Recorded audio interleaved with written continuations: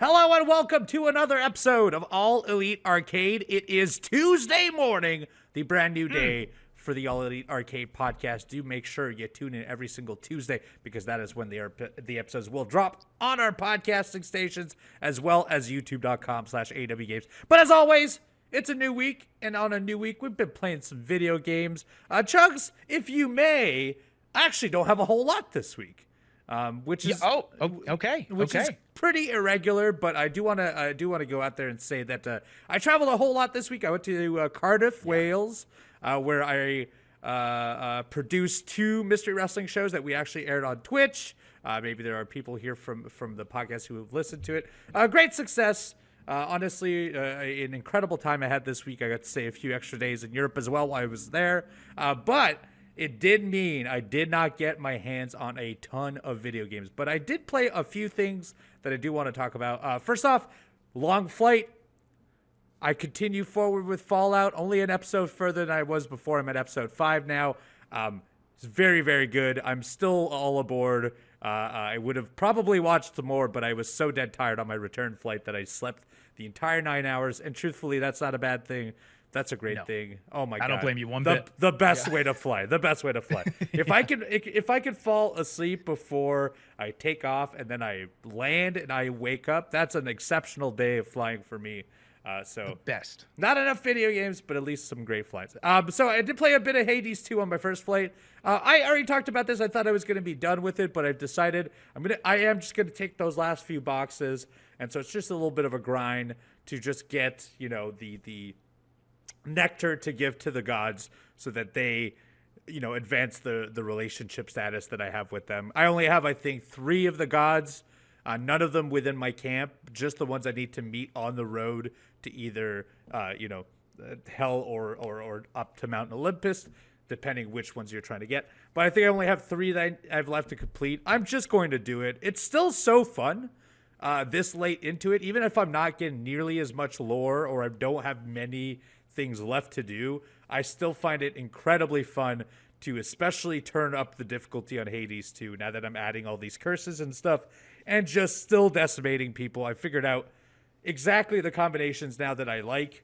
Now that I've seen the full repertoire of almost everyone's weapon and everyone's boons, I feel like I can consistently get through at least the entirety or close to the entirety of a run, which was never the case early on, and now it just feels like a regular occurrence.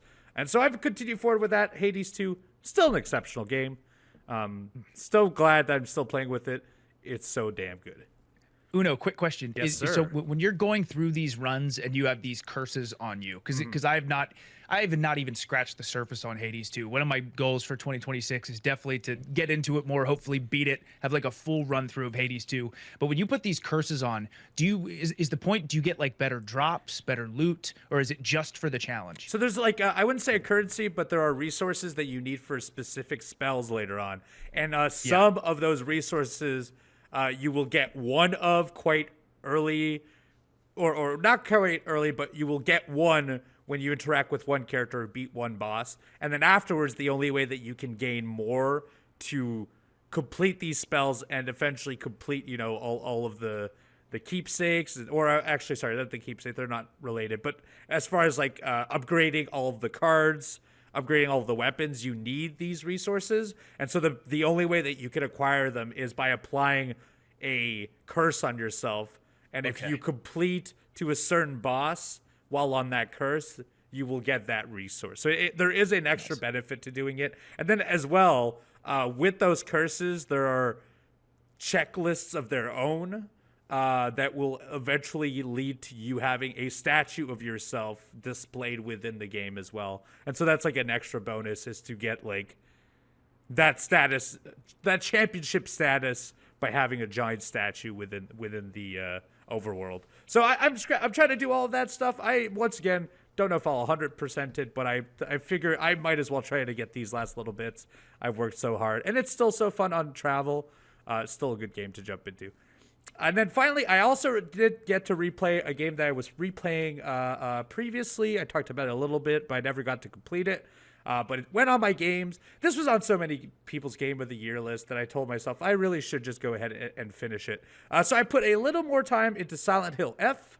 I think I put in about 2 more hours. I did not get to be home very often this week. I think a total of a day. And so most of that time was playing Silent Hill F. In 2 parts, it's because I want to complete this game. I heard incredible things. I can tell you from the 2 hours I played, I am actually coming around now on the fighting system where I at least have an understanding of it so it doesn't feel as janky and bad that I thought. My opinion on the game for the first 3 hours was that the combat system was kind of crap.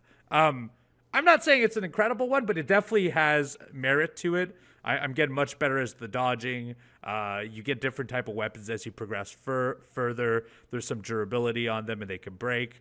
And I'm enjoying that. I hit 2 different bosses in that 2 hours that I played, and they were pretty challenging, but it was still, doable because I did get through all of it. The other reason I want to play this is that, did you know a Silent Hill movie just came out?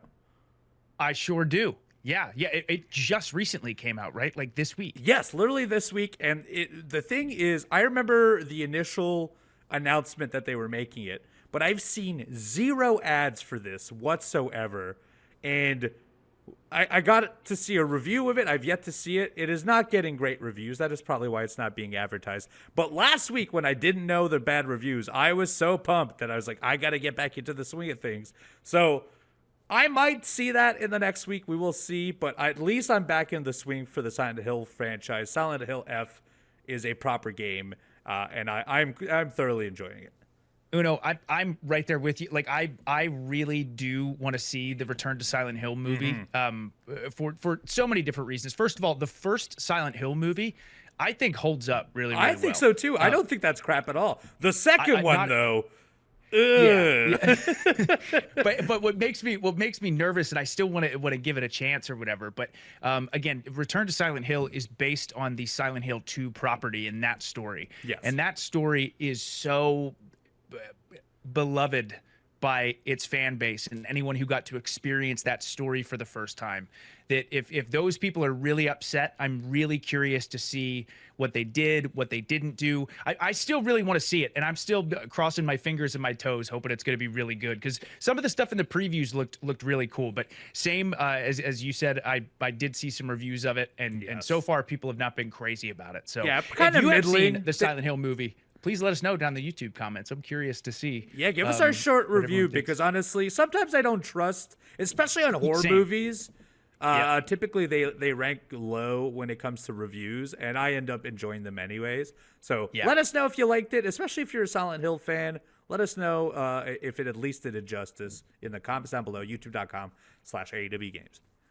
But that's it for me. Silent Hill F was the last bit of games I got to play, but I know, for as little as I played, my good man the Chugs played a whole lot this week. What you got on the table today? My goodness, Uno, I think since we've started this podcast, I know I've said this before, but I think since we've started this podcast, this has been the most productive video game week for me in a really long time, maybe ever since we started the podcast. I ended up finishing 3 different games. I ended up trying 2 new games that released this month, January 2026. I had some really, really good streams with watching some showcases and things like that. So I do have a lot to talk about. I won't ramble on and go on forever, but I definitely have a lot to talk about. First and foremost, I say every single week, everyone listening, you know the routine. Pokemon trading card game Pocket is my morning routine every single morning. I'm going to show everyone my card of the week, which again, if you were watching the video format, you'll be able to see this. Otherwise, I will explain it. But I was very excited because this week I got myself a shiny Geodude. Ooh. Look at that. Very excited. I love the shiny cards. I love the shiny cards so much. I was very excited about that shiny Geodude. Otherwise, like I mentioned, they did bring back the deluxe EX packs. I think there's only 5 days left of those packs being back, which is totally fine. So I'm doing my best to try to collect some cards from that pack before it disappears for a while again. I did manage to get 2 or 3 new cards from that deck, or that pack, which was really exciting. But really, the only other big news from it is I think next week there's a brand new pack, and not Already? just sometimes they release. Yeah. And sometimes they release like massive packs with like hundreds of cards, and sometimes they released smaller packs. Like for example, this season, since the new year, there was a B1 pack which had 3 different sets of cards you could choose from, and it had like over 200 different cards. Then they had a B1A, which was like 75 cards, and it's only 1 pack specifically you can open. This next one coming up is a B2. So I don't know if it's going to be 3 different packs. It might be 2. Maybe it will be 1, but it seems like there's going to be a lot more cards. So anytime there's a new pack, I'm always so excited. This game, similar to Fortnite, I say all the time about how Fortnite is like constantly updating, and I love that about that game, even though I don't play it a ton.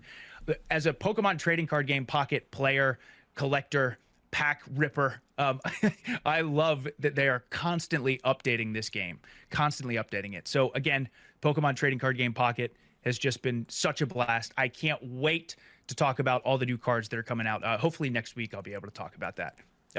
Also, streaming wise, as I've said every single week, my stream schedule at the moment has been that post-game side content / DLC of the 2025 Game of the Year, Clair Obscur Expedition 33. I cannot put that game down. I am still not planning on 100%ing the game, but there is a lot more that I would like to experience, and that's been going really, really well. So last week I talked about fighting my first super boss and how this super boss hit so incredibly hard, and anytime you missed a parry, which could be any combination of like 6 or 7 different combos that you have to parry, the boss would heal for 500,000 HP. Well, Uno, I did it. I was able to beat that boss. You are forced to parry in this fight, obviously, and you never know what exact combination they're going to do. They'll say a word like something like it's a so-and-so is summoning scary enemies, or so-and-so is summoning powerful enemies. And then you know that those words are associated with those enemies, and you have to get ready for those combos. But man, when you're locked in and getting all those parries, it is the best feeling in the world. When I finished that boss fight, it was so exhilarating. I think I mentioned this last week too, but you know, Elden Ring, Dark Souls, those games have some of the most like exhilarating boss fights ever. This boss fight I did in Clair Obscur Expedition 33 is right up there with those boss fights. It was, my heart was pounding. I screamed. I was so excited. So I'm so glad that I was able to beat that boss. Then I went to another area called the Painting Workshop, and I fought this really difficult boss there. I'm currently going through, I won't say the exact name of it. Actually, well, this isn't really a spoiler, maybe a minor spoiler as far as an area. There's this area called the Endless Tower, where you go and you have to have all of these exceedingly or increasingly difficult fights that you go through. Of course, it being Clair Obscur Expedition 33, there are 33 fights that you can go through. I am on the 32nd fight, so I have 2 more fights to go before I finish that area. Then there's one more big area that I want to go to, and I won't say the name of that one, but there's one more big area that I want to go to, and I'm real nervous about this area because the last time I checked to see if I could go in there, I was level 75, and it still said danger. It said I was not strong enough, or it's not recommended that I go to this area. So right now I'm level 90. So pretty soon I'm going to have no choice but to just go for it. So that game, again, still was so much to offer. And all I did was I ended up Googling what were the super lore heavy side quests that I should do in Expedition 33 without spoilers. And it gave me an exact list on Google, which was really nice. So I have this Endless Tower area and then one more area to go before I've done all the super lore heavy side content. And then after that, I'm finally going to jump into the DLC. So I'm making some good progress. I can't get over how much game is in this game after the amount of time I put into it. I'm not even close to getting bored with it. But yeah, Clair Obscur Expedition 33 is going really well. And if anyone's interested in seeing me fight really hard bosses and die most likely over and over again, twitch.tv/thechugs if you want to check that out. I still can't believe that after all this time, you've probably spent 70 to 80 hours, and you've yet to Yeah. even touch the DLC. It's insane. It's wild, and I have no idea how long the DLC is either. Now I do know, especially on stream, I do have a tendency to play games pretty slowly. I like menu for a long time. Sometimes I'll just walk around and do whatever. But I've definitely been playing a lot of the game while I've been streaming it. And yeah, easily over 80 hours that I put into this game. So it's unbelievable. And again, I have no idea how long the DLC is going to be. And then eventually, when I finish that, I'm going to jump back into my Hollow Knight Silksong playthrough. That is, if I end up stopping E33 before Resident Evil Requiem comes out. So that's a whole thing. There's so much good stuff to play coming out this year. So much stuff in the backlog. And speaking of Requiem, I'm not going to go into this now, but another thing I did on stream, I love doing these watch-alongs, but I was able to check out the Resident Evil Requiem showcase and the Xbox Developer Direct on stream. That's one of my favorite things to do. We'll talk about that more in the news section, but two really, really good showcases for them. Also, Uno, I was able to finish 3 separate games. Whoa, big week. Huge week. Last year, the first game that I finished in 2025 was in February. This year, in the month of January, I've already finished 3, so I was beyond stoked about that. First and foremost, I mentioned this last week. I said I was so close to finishing Pokemon Legends EA. Well, Uno, I was right, because when we were done with that podcast and I hopped on and played Pokemon Legends EA, I finished the game like 45 minutes later. Wow, you were very close. Really, really close. And it felt like the culmination of everything too. But once again, just a very, very fun Pokemon game. I thought the story was really cool and really interesting. I thought the battles were really fun. To me, there was definitely a difficulty spike towards the end of the game. Like, it's once you get to that rank A point, then the fights are not a breeze. There was a point where, because I was doing all the side quests where I was kind of breezing through a lot of the fights. That's not the case for the final section, which was awesome. I liked that the fights were challenging and tricky, and you really had to decide what Pokemon you wanted to use and when, and things like that. But again, Pokemon Legends EA, they took a gamble. Instead of the turn-based combat, they decided to go with a more action-oriented game, and I think they succeeded. I think the game was just an absolute blast to play. It was fun to do something different with Pokemon. It ran and performed great. The music was great. The story was good. There is so much post-game content in this game, by the way. The second I wrapped up, I looked at my map, and there are a dozen side quest markers for you to do. There's a bunch of other tournaments you can do. I decided to move on from it just because I wanted to keep working and finishing as many games as I possibly could. But man, there's a lot to go back to as well. So at some point I could definitely see myself going back and playing some more Pokemon Legends EA. But yeah, that was the first one. Finished that one on Switch 2. The second game that I finished was also on my Switch 2. And that, of course, was Shinobi Art of Vengeance, a 2D action platformer game I've talked about before. That I really decided to super focus on, because I felt like I was about halfway through the game when I was playing it, and I was about right. I put a few more hours into that game and ended up finishing it. And I said last year how much I enjoyed Ninja Gaiden Ragebound, and I know I did say how much I was enjoying Shinobi Art of Vengeance as well. But man, Shinobi, I might like Shinobi Art of Vengeance even more than Ninja Gaiden Ragebound now. And Ninja Gaiden Ragebound was on my top 10 game of the years of 2025. And I still love that game. And it may be recency bias, but man, Shinobi was just so cool. Like, there were so many awesome, epic cinematic moments that happened in that campaign, especially towards the very end. I loved the Metroidvania aspects of the levels. It wasn't a full-blown Metroidvania, but there were definitely scenarios or skills that you would learn where you could go back to a level and then maybe access areas that you couldn't before to maybe get some cool items or access some different collectibles and things like that. Again, the combos in the fights were really, really cool. The boss fights were so much fun. There were these incredible optional areas called rifts where you would go to collect a fragment for a dark katana. And if you were able to get all 10 of them, then you get like a more upgraded, powerful katana, which is really cool.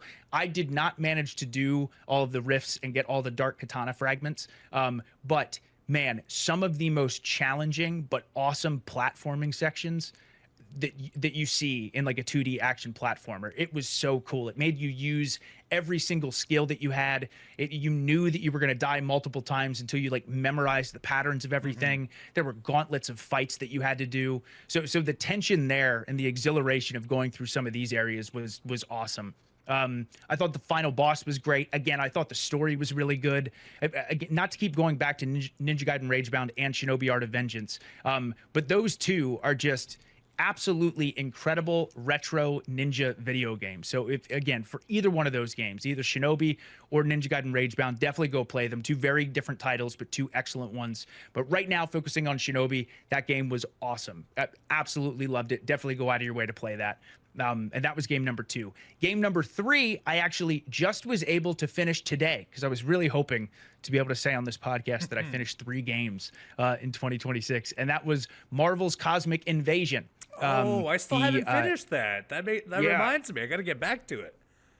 That game, it was just an awesome 2D Marvel beat 'em up game. And really the big thing I want to say, once again, great game, super fun. I love the tagging in and out dynamic of having 2 different superheroes. Like if you have Wolverine and Spider-Man, if you press left bumper, you could do combo attacks and bring characters in. Every character is very different with different pros and different cons, which is really cool.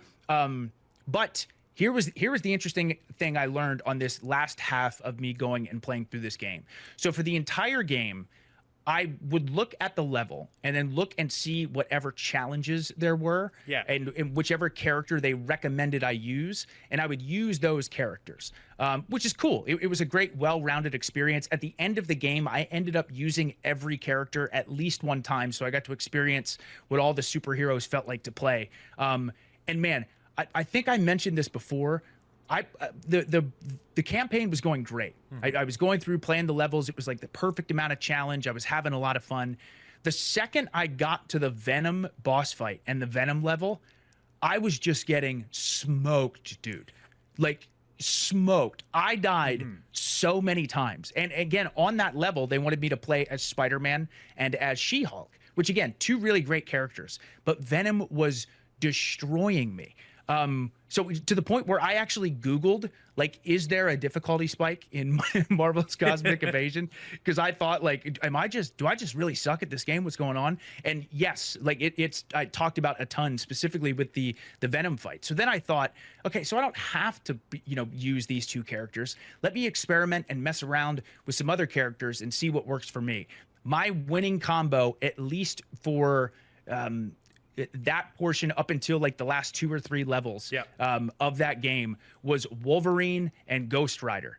Oh man, really? Like, I was just running through enemies and through the level. I loved Wolverine's able to regenerate health. I love the ability for Wolverine to jump on an enemy and pummel them. Ghost Rider does so much damage, Good and distance he has the parry on his block. attacks too, I think, right? Yes, well. yeah. Yep. So that combo was really, really fun. So I really liked doing that. And then towards the end, the last 2 or 3 levels, I was like, I had just unlocked Silver Surfer, and I had never used Rocket Raccoon. And I thought, you know what? Let me use these 2 just to see. Dude, Silver Surfer is unreal. He can just stay floating in the air. So like for all the flying enemies, it makes it so much easier to destroy them. He's so fast. Rocket Raccoon has like these machine guns that he uses as a special. He shoots a gun. The whole screen, Yep, the whole screen. Yep. So that was who I beat the game with Silver Surfer and Rocket Raccoon. But yeah, just experimenting with all these different combos had me really excited. This is a game I definitely go back and play again and mess around with a lot more of the superheroes just to get deeper and deeper into their passive skills and things like that. It would be so fun to play with somebody as well. But yeah, super fun, blast of a superhero beat 'em up game. Marvel Cosmic Invasion. I did manage to finish that on my Steam Deck OLED. So that was 3 games beaten in January of 2026 already. Hell of a start. For Heck of a start. And I only have 2 more games to talk about because in addition to saying I wanted to finish a lot more games this year, if possible, I also want to be able to try a bunch more new games as well. Specifically new releases, because we're constantly getting hit with these new titles all the time. Never and ends. I want to jump in. kind of, yeah, yeah. You kind of want to jump in right when I can. And I was able to try 2 new games that released in January 2026. One of them being a genre that I don't have a ton of experience with. And that genre is the first-person psychological horror game where you don't really have a weapon and you kind of want to do puzzles and you kind of want to run away and hide and things like that. That game was Broken Lore Unfollow. I only got to play a little bit of this game, maybe about an hour and a half, 2 hours. But it's so creepy. To me, it's so creepy. I made sure I was playing it on my PC. I turned my lights off. I got in the zone. I was ready to go. The story is you're playing as a character named Anne, who is dealing with bullying and social media bullying and things like that. So the story is kind of unwrapping as far as what these monsters are, what exactly she's afraid of, these notes that you read and things like that. I'm still so early into the game that I don't know exactly what the monsters represent and stuff. But once again, horror games where you just have a flashlight and a monster is chasing you and the music gets loud and you hear their footsteps behind you will never not scare the crap out of me. Will never not scare the crap out of me. I was so thankful, though, because there was an enemy that was chasing me and actually did grab me, but they don't kill you right away, which I was so thankful for. It like hit me and I took damage, but then I still was able to like run away and I had no idea where I was going, just going through all these winding corridors because the world around you is changing. The environment's changing. The objects in the room are changing. But yeah, that I really enjoyed the little bit of that game that I played. I think the title too, I looked it up. It's only about 4 hours long. So that's a game I would definitely like to finish at some point because I want to try some more stuff that I normally don't play a ton. And Broken Lore Unfollow was just so interesting to me based on it being about someone not having a good experience with social media. I just thought that was so interesting, and I was curious to see what story they were going to tell and what monsters they were going to use and things like that. But yeah, very fun and very freaky first person psychological horror game. Did you play this on Twitch or did you do this on your own time? No, I did this on my own time. Okay, I was gonna say, I was like, I've yet to push myself to do horror games on Twitch because the last thing I need people to know is just how terrified I get to these type of things. I'll typically, I can't beat a level. I'll literally stop playing. I'll just stop. And I'll come back days later and be like, yeah, I've got it. PT, which you could beat in, I think, 20 minutes, took me, I think, a month. Because I'd go in, I'd get to a part, and I would just close it. I'm like, no, I'm not doing this. I can't handle this stress. Dude. Hey, kudos to you for playing 2 hours of this, because I'm sure it was terrifying.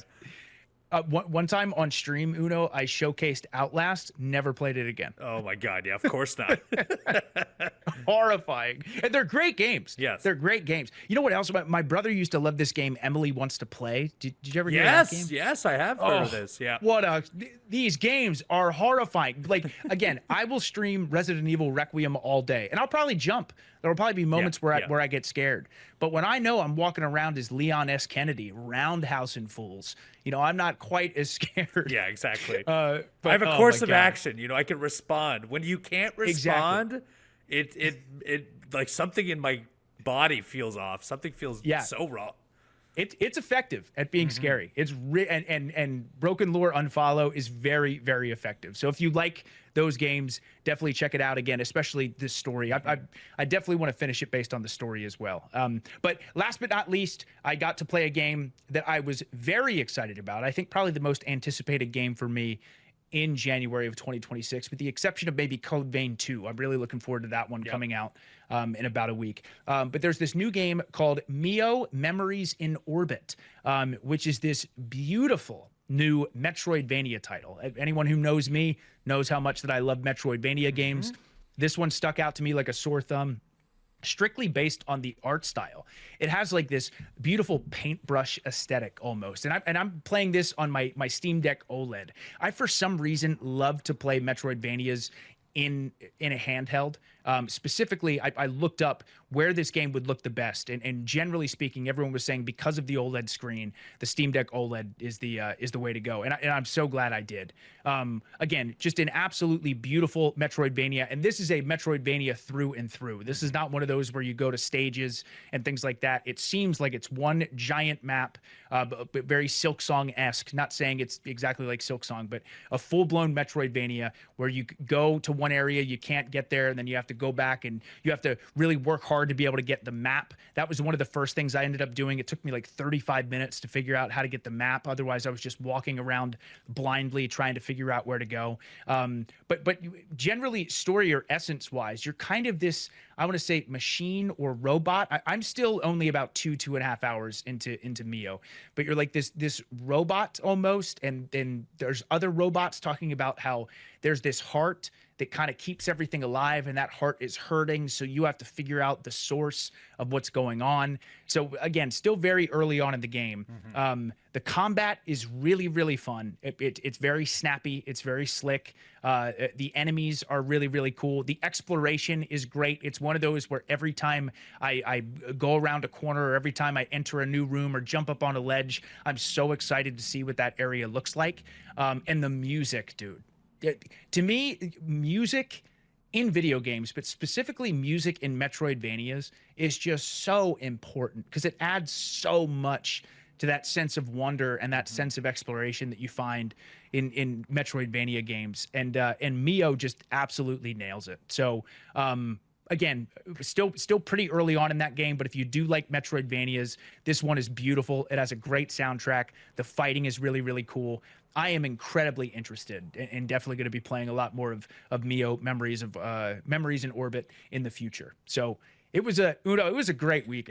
That's a great week of games. That's a big week of games, my friend. And 3 games already in January. And do you remember what your total amount was in 2025? Yes, 17. Oh, you could get that. You could get that. I think I can. You'll probably get 5 this month alone. And I had the advantage too, is in addition to wanting to play these new games, which I still have that, but I don't want to say problem, because what a great problem to have of like playing a bunch of different stuff. But I am trying to wrap up and make sure that I finish games that I start. There are some that I just want to check out for a little bit, but I'm trying to go back and make sure that I finish. I got to finish Doom: The Dark Ages. I got to finish Ghost of Yotei. There's so much stuff, and then also a bunch of stuff coming out this year. So I think I can beat 17 games, though. I think I so can too. beat 17 games. Absolutely. Well, that's it for the games that we both played this week, but that is not it for our podcast, because we have a lot of video gaming yet to talk about, including our producer quiz and the news of the week right after this.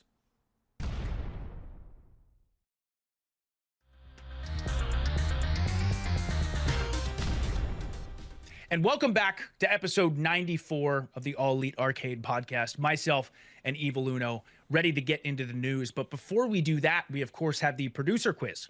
Our producers were kind enough to write us 3 questions that myself and Uno have to guess the answers to. This is really testing our video game history. Currently, Uno in the lead with 2 wins. And I got my first win last week, so with 1 point. So Uno with 2 points, me with 1 point. Uno, you ready to jump into the quiz? I am ready. All right, here we go. Question 1. Before Mortal Kombat became a tournament fighter, Midway had originally intended to make a licensed adaptation of which action movie? A, Bloodsport, B, Terminator 2, C, Universal Soldier, or D, Die Hard? Ooh. I'm going to go with A. I'll explain my explanation afterwards. I also am going to go with A. So there is a Terminator 2 game, and there is a Die Hard game. Die Hard game was also it was not a tournament fighter, but it was a cabinet arcade game as well as a Dreamcast game. And then, like, if we're talking Mortal Kombat, Bloodsport is Mortal Kombat, right? Exactly. That's gotta be what it is. Or this is a trick question and we both got caught. But I think Bloodsport is the answer. That could be the case, but Uno, me and you were thinking the exact same thing. I also think it's A, Bloodsport. Okay. Question 2. In the arcade version of Golden Axe, what happens after you defeat the final boss? Oh boy. A, the game resets to the first level, but the enemies have double speed. B, you get to fight mirror versions of your characters in a coliseum. C, your characters jump out of the cabinet and chase the player in the real world. D, a picture appears of Sega CEO Hayao Nakayama tanning on a beach.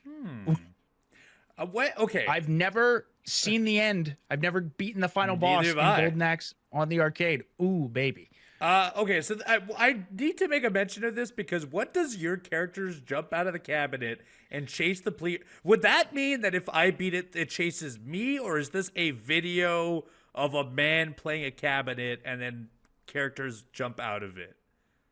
Exactly. Okay. Okay, I think that. Okay. No. There's okay. I'm without saying anything. I'm gonna guess B. I'm gonna guess B. Okay. I don't know anything. There's no way. I don't either. C doesn't seem like it could be it. I'm gonna go with D. Tanning on a beach. Okay. Yeah, good choice. Yeah, complete guess. Question 3. Which one of these figures was an inspiration for Sonic's personality? A, Michael J. Fox, B, Kurt Russell, C, Michael Jordan, or D, Bill Clinton? I actually know this one. Oh no. Okay. Yeah. Okay. So I'll go first. Oh God, I'm between A and C at the moment. And I'm gonna go with C, Michael Jordan. Okay. I'm gonna go with D, Bill Clinton. Stop it. Yeah. I only remember.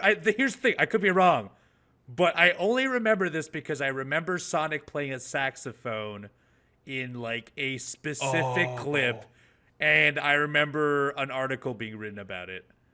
I could be wrong. Wow. I could be wrong about this, but Yeah, I so believe Bill where my Clinton brain is was at was C, Michael Jordan with like the shoes. Yes. I don't know because The but then I sneaks. also thought Michael J. Fox because it's oh my God, I'm completely the Back to the Future. Yes, Marty McFly. Right, so like Yeah. how fast he is. So I'm Yeah. like, oh shoot, maybe it's one of those. But okay, all right. I Oh, hope I'm man. right, or else I just made up this story in my head.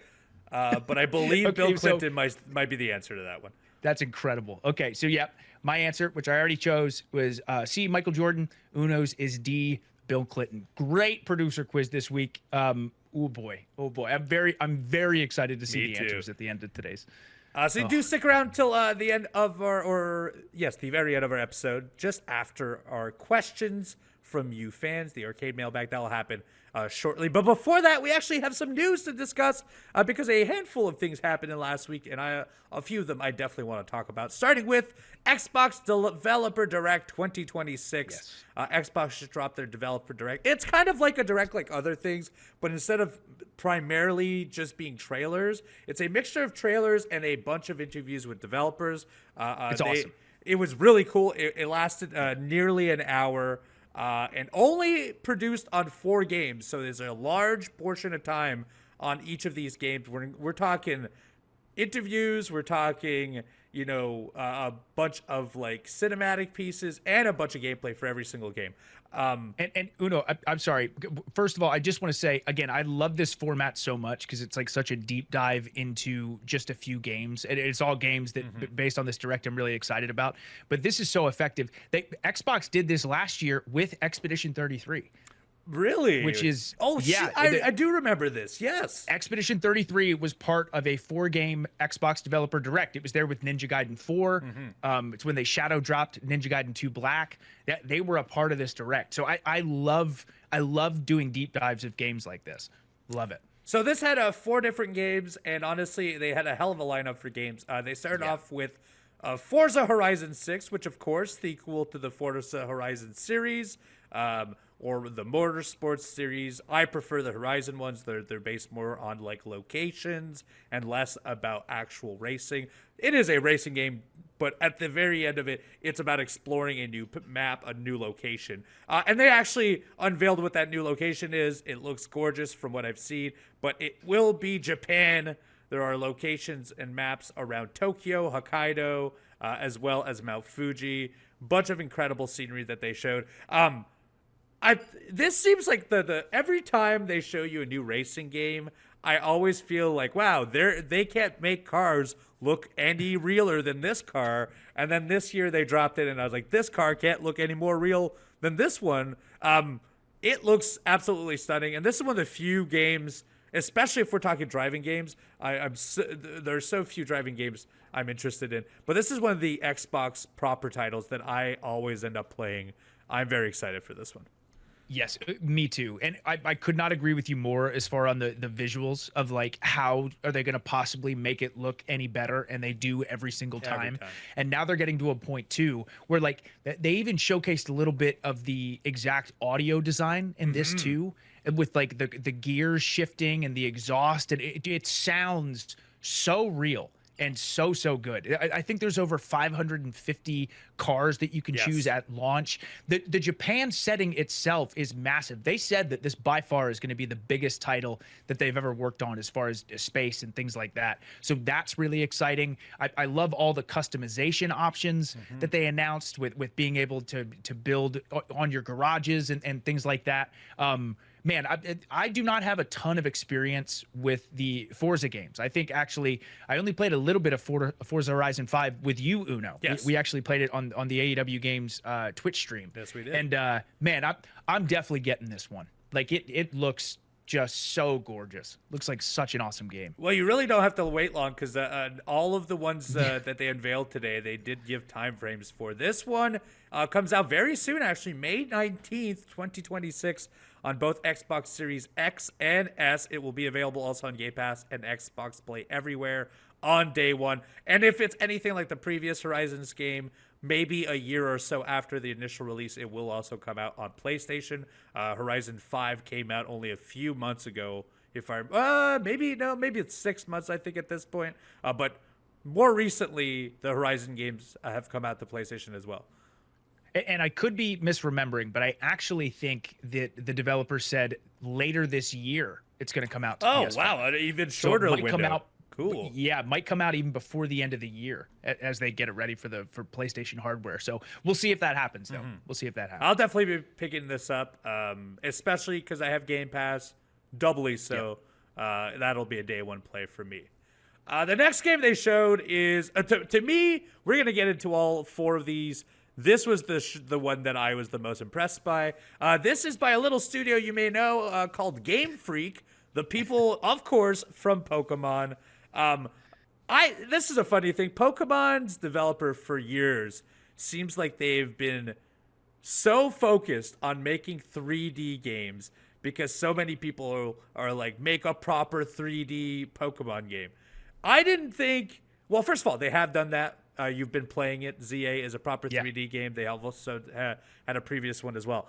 They just unveiled a brand new IP, a new game called Beast of Reincarnation that looks stunning, and it is they're calling it a one-man, one-dog RPG game. I'm pretty sure it's a combat RPG game, kind of Souls-like-ish from everything they've shown. But this looks stunning. This looks incredible. It's super colorful. It looks like a mixture, obviously, of probably like Monster Hunter size levels, obviously with only the one character, and kind of an Elden Ring combat style.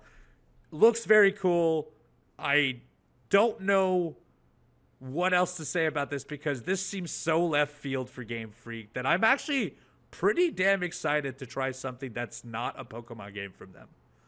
I am too. My jaw hit the floor. I thought this looked really, really cool and so right up my alley. I love the setting of it being way far in the future. This is also taking place in Japan, which is really cool. The plant life looked really awesome. The relationship with the main character and the dog is something I'm gonna love. It just seems like the story is gonna be great. And the combat, like you said, it looks awesome. There was definitely parrying, there was definitely dodging, and it looked like too that as you would go through the fights, that you could like open a menu almost like FF7 Rebirth style and like choose a special move that you would do. And if you do a certain move, it like powers up the dog that's with you. And if the dog does something, it powers up a move for you. So it seems like the tit for tat and the teamwork between the two characters is going to be really, really strong. But yeah, I was not expecting this, and I'm so glad we got a preview of it. I am definitely going to be checking this out day one. Yeah, a lot of the bosses also look like a giant plant life mixtured with Yeah. animals. And something about the game they were explaining that a blight has hit the land, and so like nature has been infected by a parasite, and that is essentially what you are battling through there. Looks really cool, looks stunning. It will come out summer 2026 on Xbox Series X, S, PC, and PlayStation 5, but it is also available on Game Pass and Xbox Play Anywhere on day one. So there you go, further pushing you to get that Game Pass for this year. The third game they showed was actually from Double Fine Studios. Those are the people who made Psychonauts. They made just recently The Keeper. They showed today a upcoming team-based multiplayer game called Kiln, Kiln, and it is a brawler game where very neatly you get to you get to work clay and turn the clay into a ceramic pot of any size of your choosing, and add little bells and whistles, be it handles, be it spouts, be it extra colors to it, and then you play as that creation in a brawling game. It looks very fun. I'd love to kind of get it in my hands, I think, to truly understand what the gameplay is like. But it's very colorful. It's very, it seems like for all ages, and it features a bunch of like humor. Double Fine is very heavy on one, humor, two, like really investing in a type of art style, and this looks like no different. They really jumped into like they're hammering into a completely different thing that they've done before in a completely different art style, and that is kind of just what Double Fine has always done. I love Double Fine, so I'll be playing this for sure. Gotta get a few friends online to do that. But it looks very mechanically. It also looks pretty fascinating because they're talking about the way you shape your jugs, depending the size of them, depending what you add to it. It changes its stats. You know, its speed, its durability, the attacks it has. So there is actually some mastery to the creation suite on top of the brawling aspects of it too, and it seems very, very cool. Yeah, that's what I was going to say. This looks like such a fun party game or a game to play with friends or other people for sure. Also, making the pots seems so satisfying. Yes, super like when relaxing. I was watching that, I'm like, oh, this is going to be fun. And then, yeah, like you said, the creativity behind like, hey, do you want to have a team with a bunch of huge pots or do you want to have a bunch of little teacups? There's like a bunch of different stuff you could do with a bunch of different possibilities. So I'm excited to see this in action. I am. That'll be in spring 2026. No exact date quite yet, but it will come to PC, PS5, Xbox Series X and S. It will also, as well, be available on Game Pass and Xbox Play Anywhere on day one. And then they also said that they're going to come out with a beta before launch, so do stay tuned for that. If you do want to get ahead on that, I assume either to test the online server netcode because this is a multiplayer game, or maybe some fine-tuning stuff, because the best way to QA one of these games is to put it out there and let people talk about it. So do be on the lookout. There will be a beta for that game very soon. And then, finally, we finally get to talk about this game after nearly 14 years since the last game, but we finally get to talk about Fable, the restart of the series, the remake. It might be a continuation. I'm not quite sure. It's kind of confusing. I think it's like a reboot. Yeah. At this point, I believe it is a reboot. There was a time where Fable Legends was supposed to come out. That was canceled. And then in 2020, although over 5 years ago, they announced that they would be making this game. We finally got to see it. It looks really damn cool. And Unreal. very different from what we initially saw as well. Both in the characters that they showed us, but so beyond actually, like, they did show us gameplay. There's a fair amount of gameplay. There's some of the creative suite they went in there. A lot of like the ideology behind the stuff, and the open world of Albion, and you know, a lot of the stuff from the original Fable series, like the Heroes Guild and the League of Shadows, the League of Shadows, I believe is what they're called. But I think the most fascinating thing of all was just like the scope of what they seem to be promising. They're promising that you can do practically anything. There's 1,000 NPCs in the game, and apparently they all have their own cycles. They all have their own jobs. They have their own routines. They talk to people. They do their things. I I'm a little wary because anytime anyone's ever said like you have the full freedom to do these things, I'm unsure. But if they even scratch close to what they're promising, I think we have something very special on our hands. I couldn't agree more.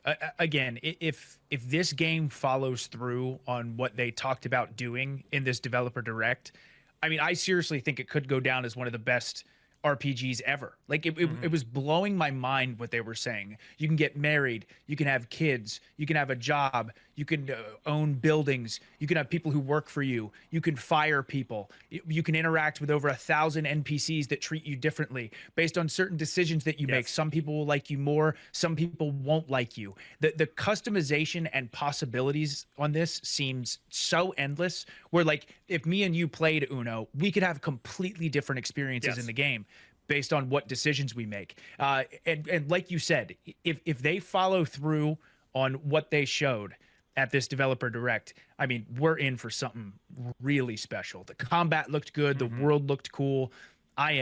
If they wanted to get me excited for Fable, they got me very excited for Fable. It looks awesome. The previous games did have the morality thing, and that's coming back for this game as well. But like, to give you a kind of a glimpse of how much deeper this seems to be, before you could be good and bad, and it kind of just dictated, you know, between 3 or 4 different things that someone could tell you based on how bad you were or how good you were. Now, in this game, they showed you doing bad things, but they showed you do bad things like kick a cat. And then instead of you just being a bad person, you were a cat kicker. Like, people were aware that you were aggressive towards animals and a bad person. And so dialogue would be branched towards that stuff. Not necessarily every piece of dialogue would refer to it, but in a way, people who might not like you might go back and be like, we know why we don't like you, which I think is super fascinating. And that means there's probably so many profiles of things that they've had to code in here. And I'm very excited for it. It comes out autumn 2026, so this very fall, Xbox Series XS, PC, and PS5, which is surprising, coming on all of them at the same time. But it will be available day one on Game Pass and Xbox Play Anywhere. Play it there first. And if you have Game Pass, a heck of a good year, because those are big, 4 big games for Xbox. And I think they needed it. Xbox needs these big releases. But no, they delivered very, very big news in this one for sure. Big time. Yeah, this is a really good start to their 2026, which is nice. And that's not the only direct we got, because we actually got a short direct last week that we missed. We recorded our episode a little early and didn't get to talk about it. But Resident Evil Requiem is coming out in February, and we got to see a lot of content for it. Chugs, please take the floor, if you will, because I know for sure you want to talk about Resident Evil. Yeah, absolutely. So Resident Evil Requiem had a little showcase. I think the showcase happened like the day that we filmed the podcast. Yeah, shortly after we were done. Yeah. So I was able to see it the day after. Again, this was, excuse me, this was only about 12 minutes. So it didn't go into like too much unbelievable detail, but it showed a lot more of the combat, which was really, really cool. And really the biggest thing that I want to say is Leon's fighting sections seem so unbelievably cool. I am so excited. I feel like they have kicked the action up like even more than normal. Like Leon is shooting zombies, and then he kicks one guy, and Leon does a side kick to the guy's head up against the wall, and the head explodes. Leon has a knife, and he's parrying, but he's also sharpening the knife at the same time. I don't know if that's to do damage or like to make sure you can parry again. At one point, Leon grabbed a chainsaw and was using the chainsaw on an enemy, which is wild to think about that happening in a Resident Evil game. That part was so cool. Another thing too that they did is they talked about some of the monsters and the zombies themselves, and this was kind of a wild concept, but they did talk about how the zombies, when they were people before they became zombies, and a lot of these people, they had jobs.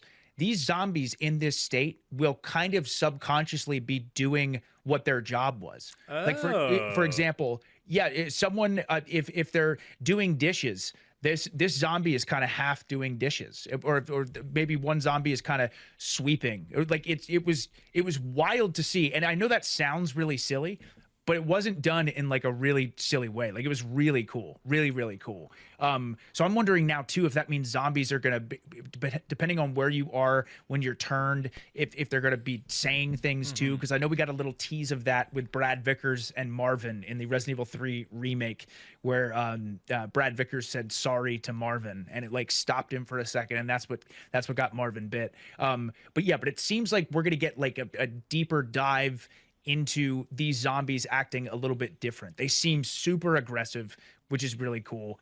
And that's again, like something they that's just been sorry, that's like something that's been established in zombie movies before too.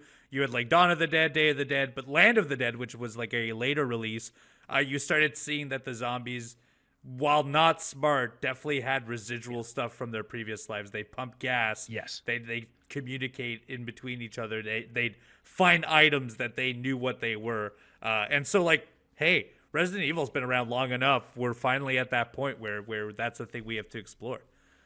Exactly. So I'm so excited to see what Capcom does on that front, because again, I think they showed us some stuff that felt like really, really big stuff, but all that does is makes me think they have like even bigger and more wild stuff in the works for Resident Evil Requiem. This one, again, I've said before, but this one is shaping up to be just the absolute best combination of all the things we love about Resident Evil in this game. The sneaking sections seem really, really scary and horrifying. The Leon sections seem like Resident Evil 4 times 10. It's just I'm really excited. Again, they show graphically how impressive it's going to be, and with the frame rates and things like that. But the biggest thing for me was some of the combat differences, how some of the monsters or the zombies are acting differently.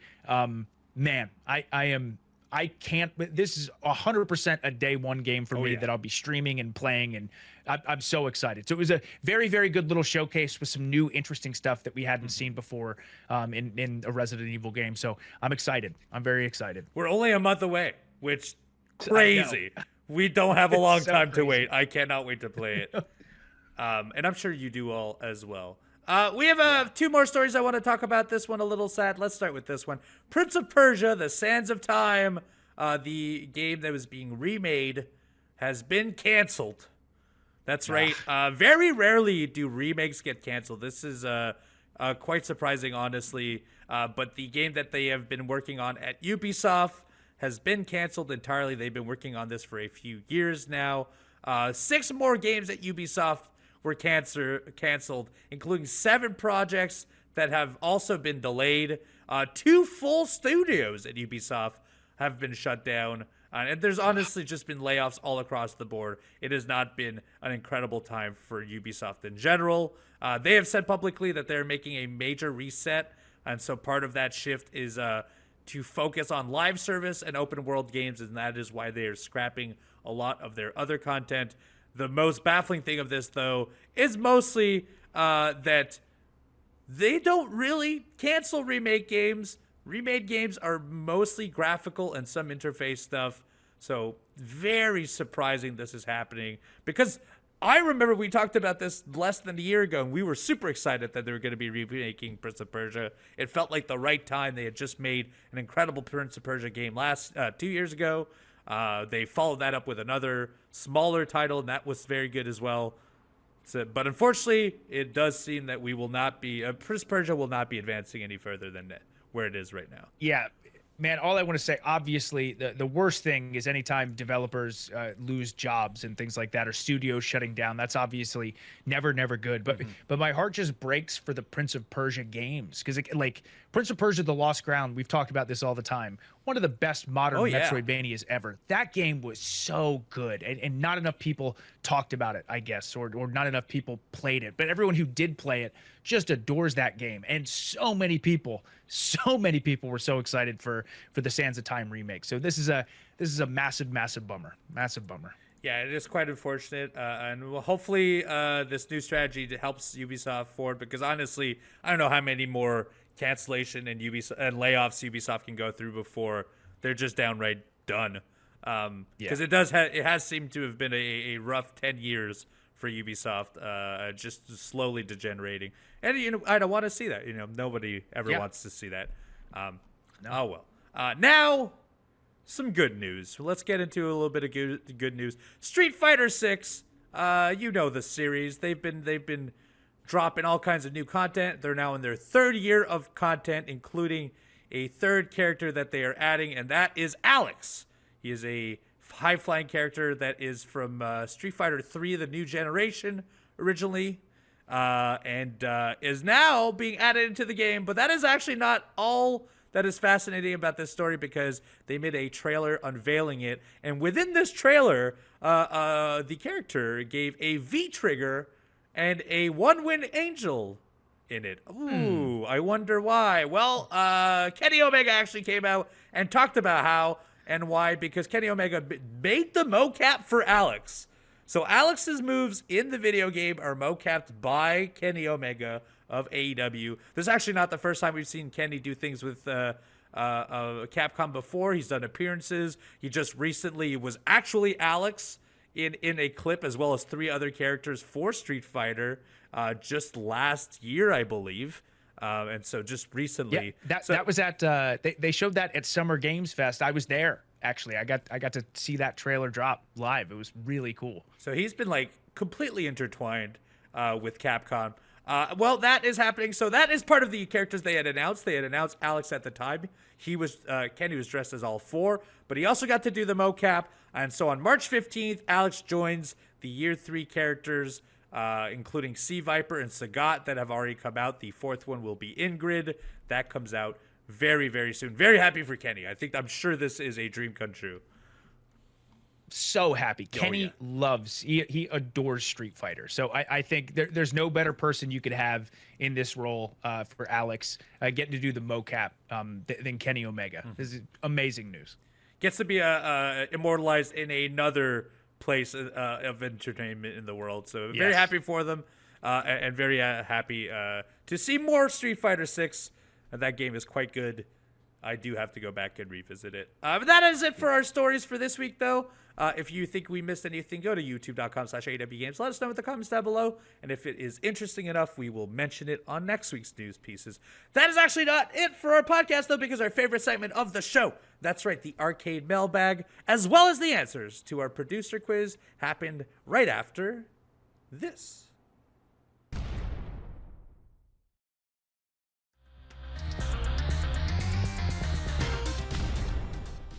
And we're back. It is time for the arcade mailbag, brought to you by our good friends at Upper Deck and upperdeck.com.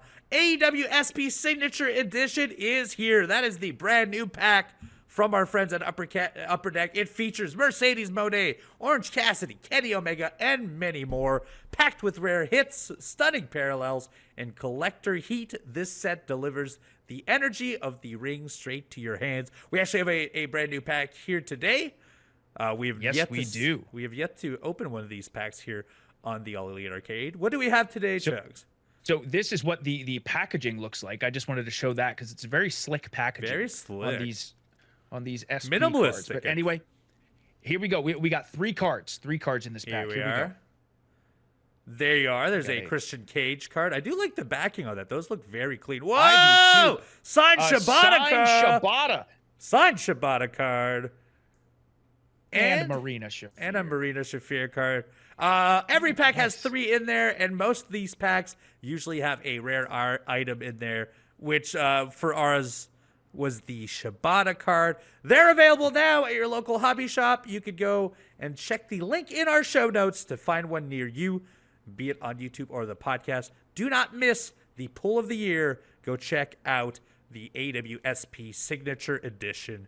Thank you to Upper Deck, as always, for sponsoring this episode. We've got a few questions, Chug, including a question by Kobe. Here we go. Yes, we got 2 questions this week, and we are going to start off with Kobe's question. Kobe, thank you for the question. Kobe says, if you could stay in any video game-themed hotel while on the road, which game would you pick, and what stuff from the game would you want to see in the hotel? Ooh, Kobe, what a good question. What a good question. There's so many running through my mind right now. I have a pretty decent answer. I mean, this one is quite, this will be probably obvious because this has been relevant to me recently.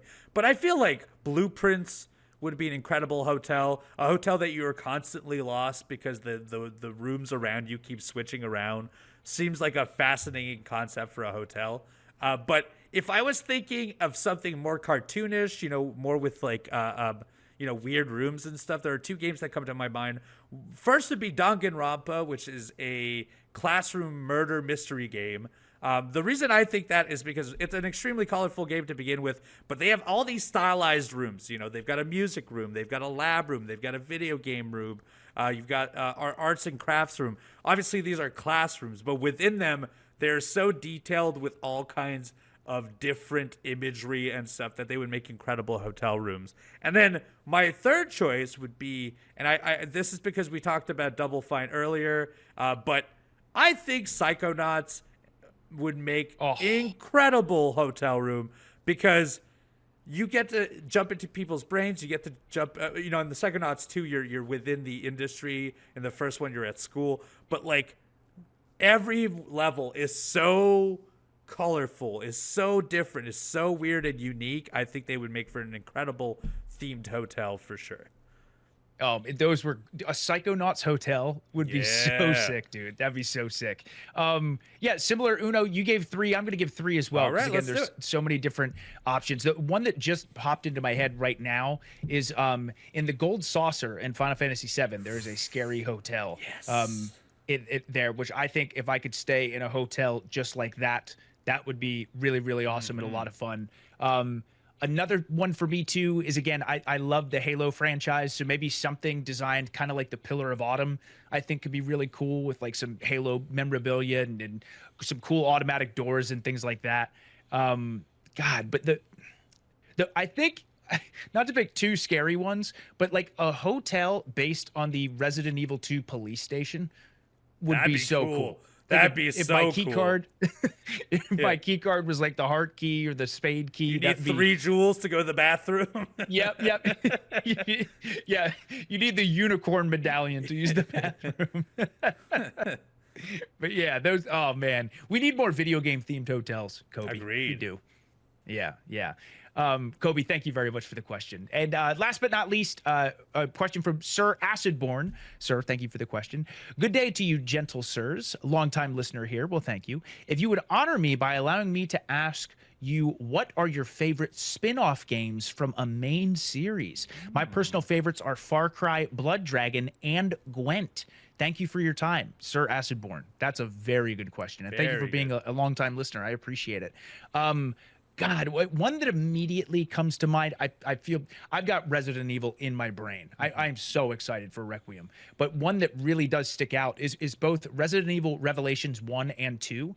Those were really, really fun spin-off games for me. I really enjoyed both and what they did with the Resident Evil franchise. Just a very, very fun, over-the-shoulder, action-oriented Resident Evil game with a lot of characters that so many people love and care about. I thought they did a great job. It's still wild to me to think that Resident Evil Revelations originally came out on the 3DS. Like the game looks so good. So it's so cool that game came out on the 3DS. And just one more, another one that I do really enjoy. Uno, we were talking about this beforehand, but Luigi's Mansion. Yes. I really, really think Luigi's Mansion is great. Specifically, Luigi's Mansion 3, I had so much fun with. So those are some that pop up into my head. On my end, it's weird because like if you go to Nintendo, you can root all kinds of games back to Mario. Luigi's obviously a spin-off from there. I think Captain Toad's Treasure Tracker is an incredible game. Yeah. That comes from the Mario series as well. And so it almost feels cheap for me to go that well because I think Treasure Tracker is a great one. But then out of nowhere, this one just popped into my head. But I think my favorite game that is a kind of a side game of an original concept is actually the Pokemon Snap game. Where at this point, before this came out, only the Pokemon series had come out, and Pokemon was just about catching the Pokemon, fighting Pokemon. I remember when Pokemon Snap came out, I was so enamored by taking photos of these things, to the point that when they came out with Pokemon Snap 2, I might have been one of the most excited people to like be from that release. I think that game's awesome. It's so different from the original game, but it plays right with those concepts. And I think that might be my personal favorite spin-off game from main series. Dude, what a good pick. Yeah, Pokemon Snap is great. We could both list, I swear, like 50 video game themed hotels and probably 50 spin-off games. There's so many good ones. So these were two great questions. So Kobe and Sir Acidborn, thank you both very much for the questions. Me and Uno look forward to answering some more questions next week. But before we wrap up with today's episode, we of course must get the answers, the results for this week's producer quiz. I am going to scroll down and look and see what we got. Okay. Okay. Okay. Yeah, you saw that too, right? I do. So I think we're gonna say what the writing is for question two. Yeah, I'm gonna go with writing on that one. Yes. Okay. But anyway, question one.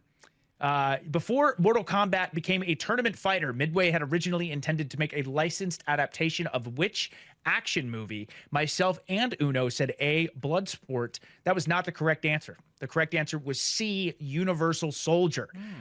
Developers Ed Boon and John Tobias originally wanted to make a game simply titled Van Damme. When the deal for Universal Soldier fell through, they kept the digitized style and created their own universe instead. Okay, wow. so it was Universal Soldier. Okay.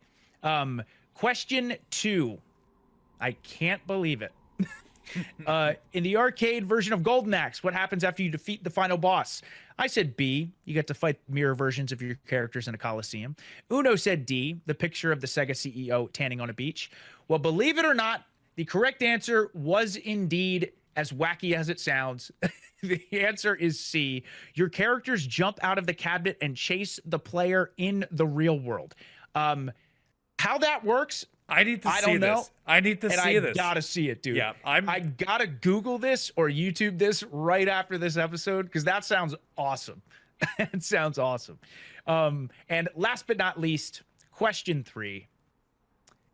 Which of these figures was an inspiration for Sonic's personality? I guessed C, Michael Jordan. Uno guessed D, Bill Clinton.